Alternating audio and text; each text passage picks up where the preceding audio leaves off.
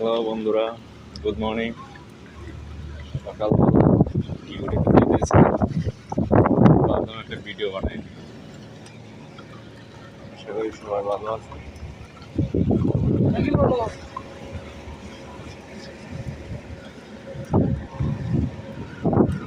মালদ্বীপের পানির ফ্যাক্টরি আর ঝড় বৃষ্টি হইতেছে আমাদের এখানে অনেকটাই।